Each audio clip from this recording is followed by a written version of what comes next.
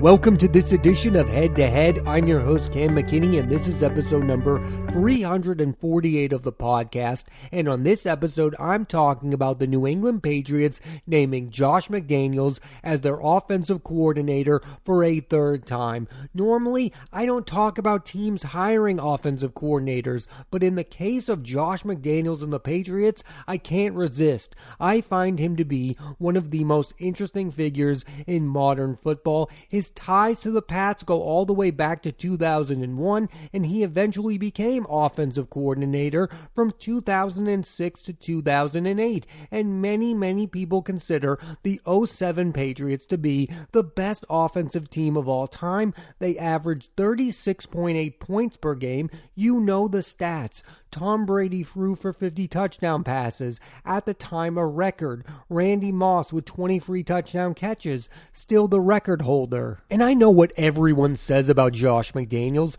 that he benefited from coaching the greatest quarterback of all time, and that's without a doubt the truth. But Tom Brady did offensively take his career to another level with McDaniels. 2 of his 3 MVP awards were with McDaniels, and once upon a time, people were labeling Tom Brady as a game manager. That stopped when Josh McDaniels came to town. I think Josh McDaniels did help out the career of Tom Brady. Now, I do agree with all of you. Tom Brady is the greatest quarterback of all time, but it does have something to do with Josh McDaniels. Maybe not everything to do with him, but something. By nearly any measurement, he's one of the best offensive play callers ever. But when it comes to McDaniels, it all goes back to his failure as head coach of both the Denver Broncos and Oakland Raiders. And it's not just that he failed for me, it's that he made the exact same mistake over again. He walked into both situations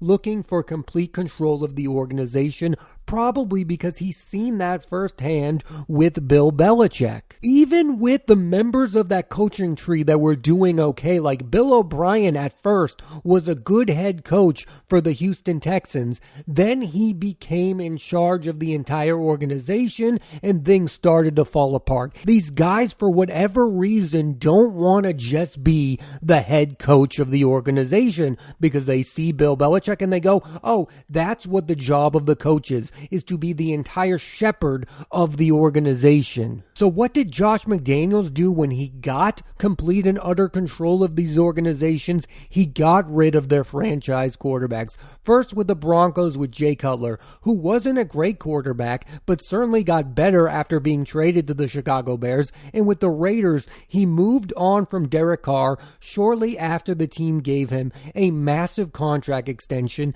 and brought in his college teammate, Davante Adams. I wouldn't be mad from a head coach moving on from those 2 quarterbacks. I don't think they're elite level quarterbacks. I don't think you were going to win a Super Bowl with either quarterback. My problem is I believe the reason that Josh McDaniels moved on from both of them is because they weren't his guys. He did not handpick them. Thus, he wasn't going to get credit for winning football games with them as his quarterback. My take on Josh McDaniels is this, that he would have been a decent enough head coach if he would have just concentrated on what was happening on the field instead of trying to get power within both organizations he was the head coach of. And then there's the whole thing that went down with the Indianapolis Colts. Josh McDaniels was once going to be the next head coach of the Colts, but then backed out at the last second to remain with the Patriots, and we all thought that that was a signal that he was going to be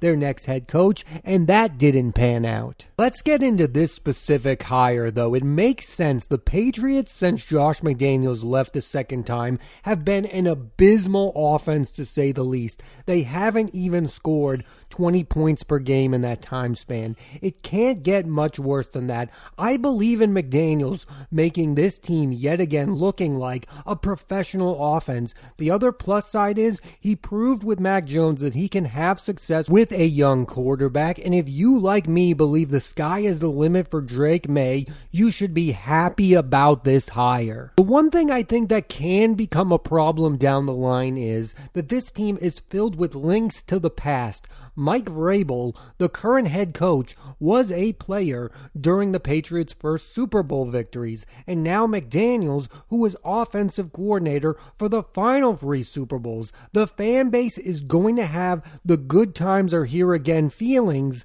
but dynasties are never replicated. The team should give this iteration of it time to grow. It almost feels like it's impossible for Vrabel and McDaniels to start with a fresh slate. So one opinion that I've seen out there that I don't care for is this idea that this is a good hire because there is seemingly no way that Josh McDaniels leaves the organization again for a head coaching gig. The only thing that should matter is putting together the best offense you can. I can somewhat understand thinking about the long term, but in the NFL, if things are going well, coordinators get head coaching gigs. Oh, this is a safe hire because McDaniels has already failed twice as a head coach, and he's going to be our offensive play caller for at least the next 5 years because he's got no hopes of getting another job. I don't even believe that he has no hopes of getting another job. I think owners in the NFL are such simpletons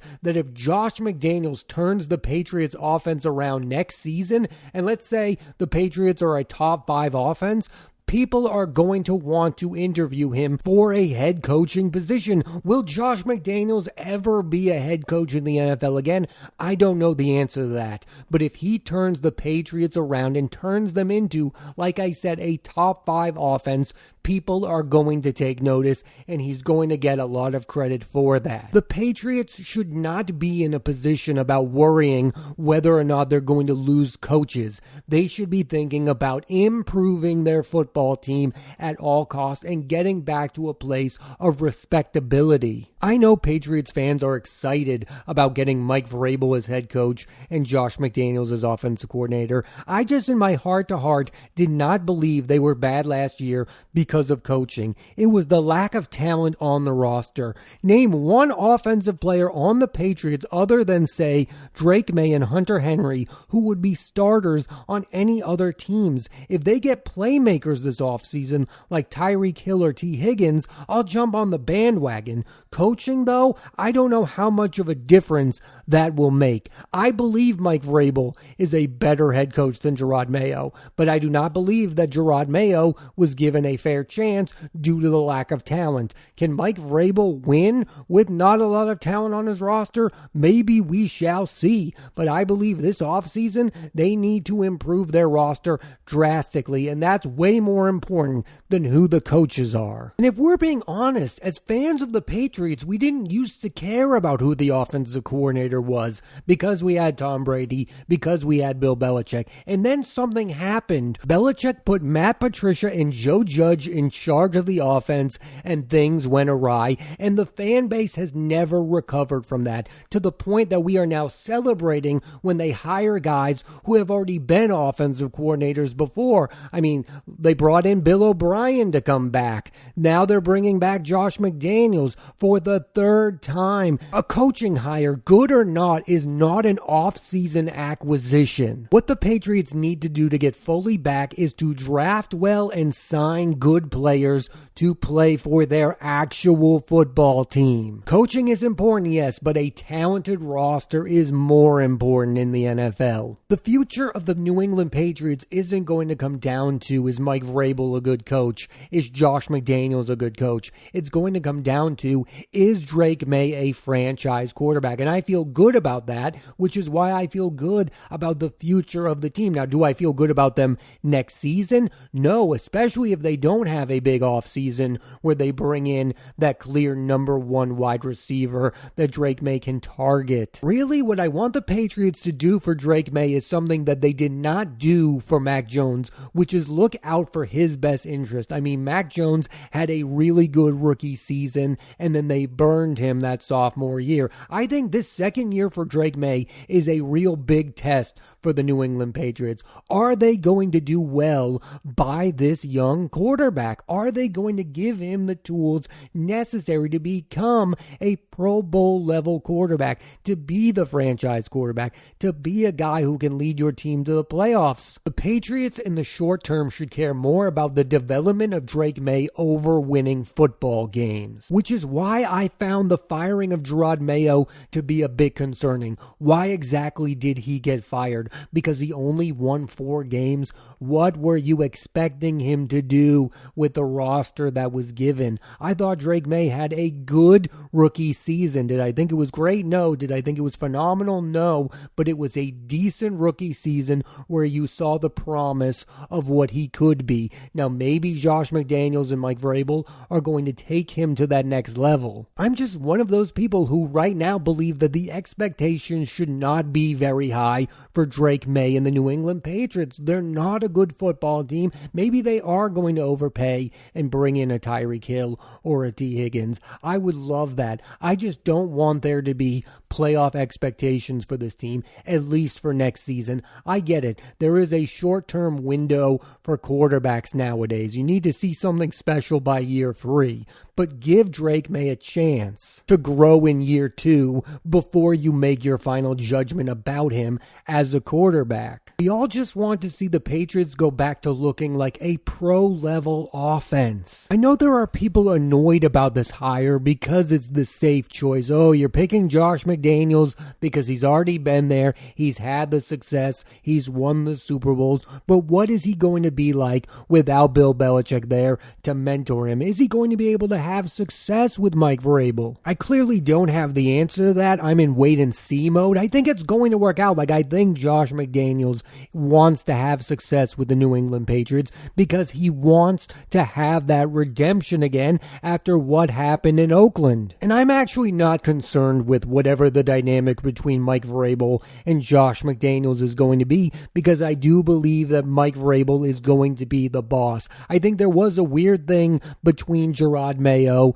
and Alex Van Pelt where he was called the offensive head coach, and I thought that was a mistake from the get-go. Mike Vrabel is going to talk and act like the boss, and I think that's a good thing for the New England Patriots. But make no mistake, I do believe that Josh McDaniels wants this job because what's in it for him is for him to redeem his reputation and to try to get a third head coaching gig. Now, is that realistic? I don't know the answer to that. I just don't buy into this idea, oh, Josh McDaniels is here to stay for the next 8 to 10 years and he's going to be at peace with that. No, this guy wants to turn the Patriots back into a team that can score 30 a game. I mean, if he makes Drake May into a legitimate MVP caliber quarterback, people are going to want to hire Josh McDaniels. And Josh McDaniels, guess what, is going to want to be a head coach again. He's going to keep using the Patriots for as long as he can to bounce back from his failures, try to get back up again, and get another coaching gig. That's what this guy does. He is going to try to do the same song and dance, and who can blame him? It keeps working out for him. I mean, he got so much credit for what he did with Mac Jones that the Raiders said, here, have the keys to the organization, and some other franchise is going to make that same choice if he has great success with Drake May. And listen, I've fallen for the Josh McDaniels thing. I thought it was really going to work out in Oakland. I thought he would turn it around. I thought he would learn from his mistakes, but I think this is a guy who wants to be in charge of an organization, and I don't think that that's going to go away because it's just ingrained in him because of his time with Bill Belichick that if you're the head coach of the team, you're the face of the entire organization. So wherever he goes, he's going to have a say on who runs the front office. He's going to have a say on the roster. Whoever the quarterback is for that new team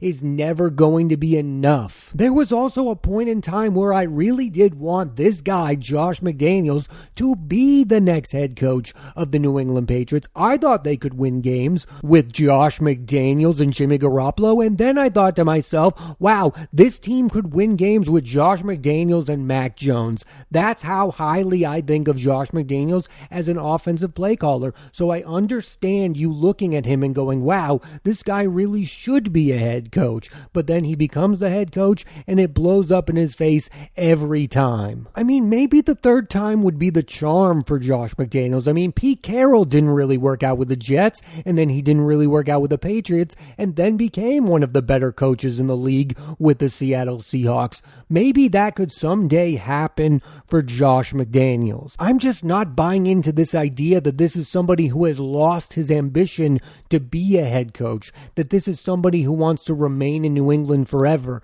Now, do I believe deep down Josh McDaniels would want to be the head coach of the New England Patriots?